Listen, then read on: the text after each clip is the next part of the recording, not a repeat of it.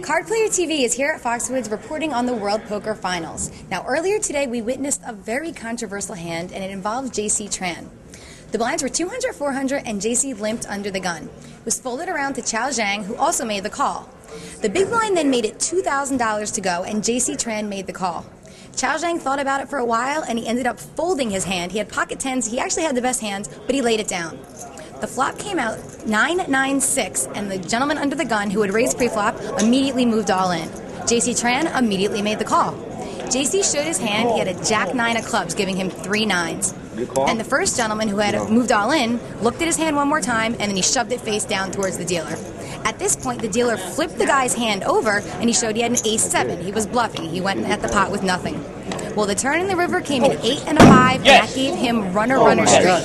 It was very controversial because everybody thought that he had mucked his hand. Nobody was sure what was going on. Eventually, the floor came over, and they ruled that the gentleman who went all in under the gun should be awarded the pot. I turned my hand. I called the hand. I went all in. I turned my hand over. I went all in. So what happened? I went all in. You see that? Call the floor. Went all in. Went all in. I put my chips in. I have no idea what's going on. I went like this, and I turned my hand over. I went all in.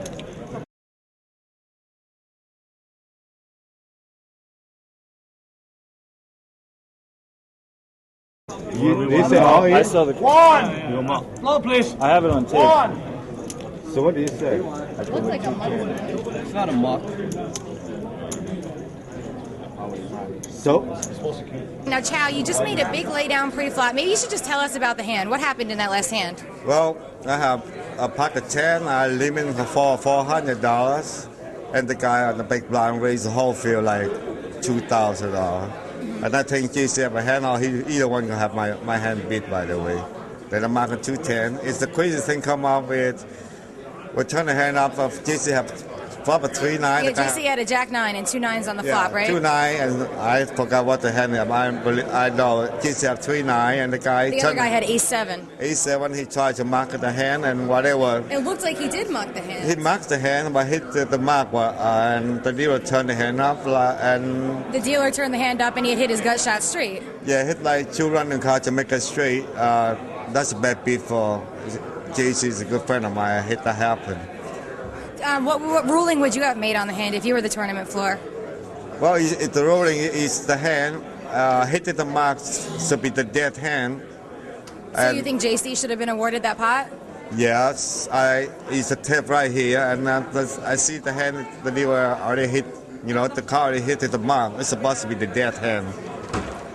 The flop came 9-9-5, and the guy moved all in on a stone cold bluff, and I had jack 9, and I called him. And when I flipped over my hand, he knew that, you know, he got caught. He was embarrassed about his bluff, basically. Well, I mean, that I don't know, but he threw his hand away and it hit the muck. And procedures. He threw it face down, right? Yes, face down. And the procedures, the dealer's supposed to grab it, kill it, and the hand's over. But he pulled it back out the muck, and he flips over ace-7, and it went runner straight. And you know, the pot's over 20,000. We're playing for millions. You know, I can't base my tournament on a dealer's mistake. So I mean, you know, I still have chips. I should just move on. But you know, it's something like that. It's hard to get over something like exactly. that. You know, maybe put a little fire in me, and maybe you know. We are here with the tournament director here at Foxwoods, Mike Ward. Mike, can you explain to us why that ruling was made and why the hand was exposed? Yes, the ruling with JC and the other gentleman. JC moved all in, all the action was completed. One of the tournament rules is that all hands must be exposed once a player is all in and the action is completed. Is that to prevent collusion? Yes, part of that is to prevent collusion. You know, the chip dumping and all that good stuff. So, and number 2, the cards didn't get into the muck. The hand is definitely retrievable. It went on top of the placard card, and the dealer should take it and flip it over. What if the cards had hit the muck? If they had hit the muck, if we could discover it and we could find out exactly what 2 cards they are, they could still be retrieved at that point in time. Because it was an all-in? Because it was an all-in, yes. All action is completed. There's really no move to be made by the player at that point as far as, you know, trying to get a read on the other guy, whatever. So, yeah. Unfortunately for JC, that, yeah, you know, he ended up losing the hand. You know, nobody wants to end up losing the hand. But, again, he was all in. The other guy was all in. All the action was complete. The guy, he flipped over his hand. It went over by the dealer. Went up on top of the placard. The dealer grabbed the 2 cards and then put them right back to the guy. So it was the dealer's job to turn those cards over? Yes. Yes, exactly. With only a few minutes remaining in Day 1A, the gentleman who wished to remain anonymous was eliminated from the World Poker Finals. I'm Lizzie Harrison for Card Player TV. There goes more money. All right.